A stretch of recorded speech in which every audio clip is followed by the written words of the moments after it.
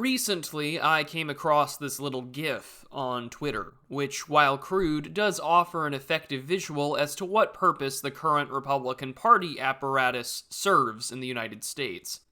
Simplification of the political actors, NGOs, interest groups, and the wealthy aside, it raises a fundamental observation of why we can't go backwards. However, I think people using the GIF that is shown here on screen think for some foolish reason that Republicans are here to stop things or somehow turn back the clock. It does show, however crudely, that our current batch of American conservatism has done little to stop anything anywhere, although one could question if it has ever succeeded at all. Although I'm a fan of the more technical version of the ratchet moving, which includes a vital piece for the above-mentioned graphic to properly function according to reality. The fixed spring adds the appropriate missing piece, but we'll get into that later. I am not the first writer or observer to note the idea of the leftist march of progress is like a ratchet, each turn of the ratchet taking us further while gaslighting the public and those telling us that we are raising reasonable objections that were nothing more than just invoking the slippery slope fallacy. This happens for a variety of reasons, primarily by being in control of the institutions that are the main providers of incentives. These incentives, both economic and social, show groups eager for status and power what to do that moves the ratchet leftward. This is seen by encouraging new scientific dogma through peer review and consensus making to ensure that racism is a public health crisis that can be quantified, even if their studies can't be replicated. But how the hell does one become part of the Pawl in the first place? Mainstream progressives, atheists, and moderates, dare I say centrists, are always first on the chopping block when it comes to the leftist ratchet, primarily because their rightward opposition has either been effectively neutered by the existing power structure, or its rightist opposition is too busy containing itself with unnecessary knife fighting and ego tripping, but more on that later. It is these individuals, who are usually self-identified liberals, who are now the prime targets of the current progressive ideation because they adhere to notions of a marketplace of ideas, rather than speech is violence. The intellectual dark web, which is more than just a loose connection of personalities and disaffected liberals, are a prime example of this. Whether it be the issue of forced speech in Peterson's case, or Evergreen College in 2017 for Brett Weinstein, although his brother isn't doing so bad as the former managing director of Teal Capital either. One can distinctly recall many of these personalities being the sensible, liberal opposition to the civilizational suicide contagion of progressivism. They have found themselves in an awkward spot, however, not on the right, yet not on the left either, although many of them, ranging from James Lindsay to Jordan Peterson, have found themselves awkwardly in a center-right position that would have been acceptable on the left just decades prior. YouTuber and journalist Orrin McIntyre explains this quite well. Quote, "The right tends to follow neoconservative leadership for a very simple reason. In America, progressive credentials determine social and moral standing. Those with the skills for modern technocratic and media-driven leadership tend to acquire them in institutions that transmit progressive values.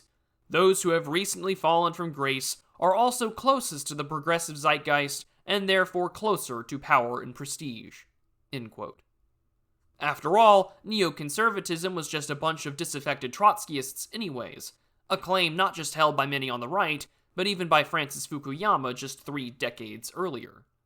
However, it is not just the love of apostates that is unique in this phenomenon of our politics, especially out of the current ideological whirlwind of progressivism and reaction, but rather it is a built-in feature that exists within the ratchet moving leftward, that the Pawl, the Republican Party, the quote, center-right, as it were, are meant to be a factor of democracy, containing the more extreme elements on the right.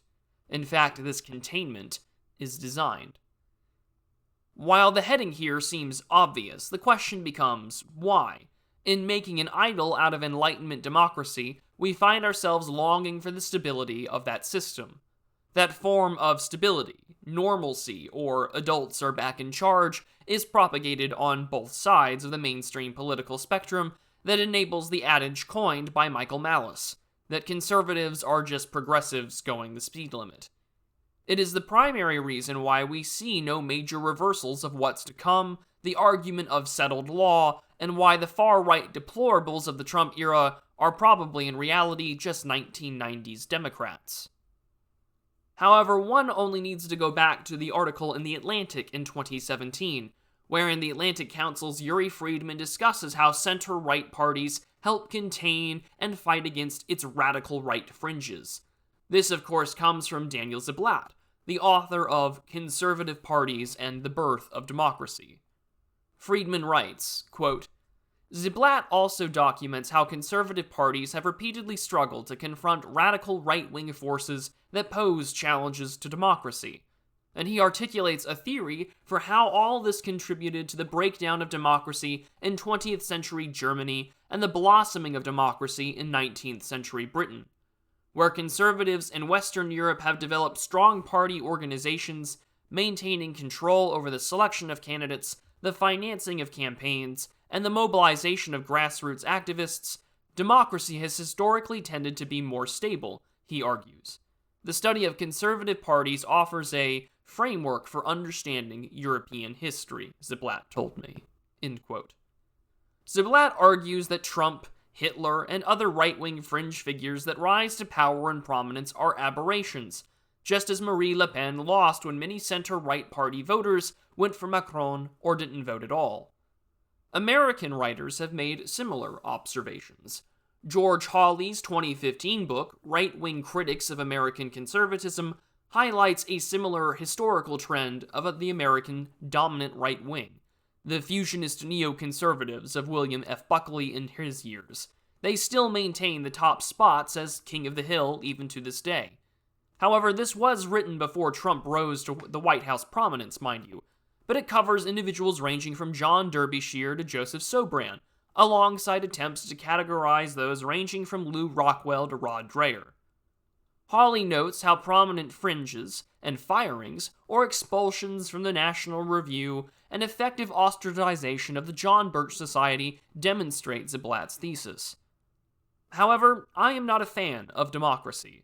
I am not a fan of watching Republican politicians, many in the same decades-long career, support the outright banning of gay marriage, choosing now to vote for the codification of homosexual marriage.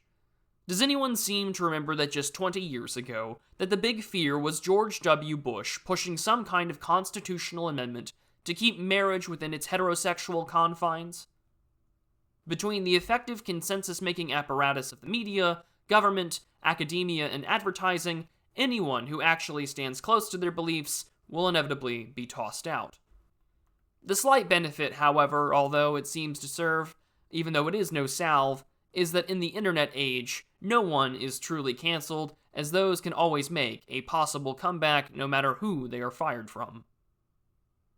So, in the above-referenced graphic when it comes to the nature of the ratchet, we saw the pawl being held in place by a fixed spring to keep it in place. This is what keeps the pawl from serving its job to ensure we can never go backward. In the GOP in the United States, its most liberal member will still have a massive partisan gap to overcome with its most conservative Democrat. However, this political speciation doesn't stop the uniparty or the political convergence when it comes to making sure the system actually functions. The GOP in the House can talk about defunding the IRS agents or capping defense spending, but this is nothing more than theatrics, as they have no control over the White House, the Senate, or the civil service. Their loudest proclamations have no power to accomplish anything that would substantially push the system in a rightward or even backward direction. Their actions are just that: procedural, kabuki, theater. The spring holds it in place, keeps it tightly positioned. The focus of the pawl itself is nothing without the spring. The spring of acceptable discourse, the Overton window, and the incentives to stay in line, such as compromat or insider trading or Lord knows what else, all of which make it profitable to not want to be seen as the bad guy. Democracy in a media total state means that it is better to be the media darling or to be with the mob to stand when it comes to your principles. Ethics, my dear, aren't found too often in politics. Mr. Smith goes to Washington only to inevitably be tempted, photographed, and blackmailed into voting against his beliefs. Matt Gaetz or Jim Jordan are good examples of this, whether it's the allegations of underage girls or being aware of sexual abuse in wrestling scandals. The spring of containment. To work off Ziblatt's thesis, an interesting one with some explanatory power, partially why the GOP is all on board to condemn anyone to the right of Rand Paul, explains why millions of dollars are spent each year on the subject of de-radicalization, or producing confidential informants to make dissidents in America look like armed extremists. From the Viper militia to the recent Whitmer kidnapping plot, the damning indictments never account for the actual facts of the case. The other aspect of the spring that irks me is when individuals claim to change things from within the system. Carson Wolf VII argues that dissident politics has never and will never be a legitimate path to political progress. In order to actually get change, a movement's leader needs to be able to mold the establishment. Too few intelligent and promising right-wing Zoomers understand this. A movement's leader would need to, according to Mr. Carson Wolf VII, a great name by the way, need to have the disposable capital and the will to do so. Trump had that, but did not follow through when it came to governance. Even Elon Musk and his wealth is still subservient to the federal government by the nature of his contracts, tax breaks, and Twitter being one of the largest hubs wherein governments, both American and foreign, engage in information warfare and espionage on the daily basis. Even the New York Times article on Rufo highlights some of the key problems about trying to take the leftist strategy. Quote, Rufo often talks about the long march through the institutions, a phrase coined by the German socialist Rudi Dutschke in 1967, but frequently attributed to the Italian communist Antonio Gramsci.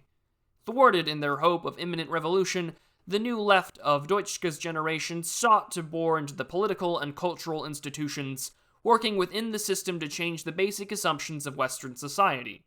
Rufo's trying, he said, to steal the strategies and the principles of the Gramscian left, and then organize a kind of counter-revolutionary response to the long march through the institutions. End quote.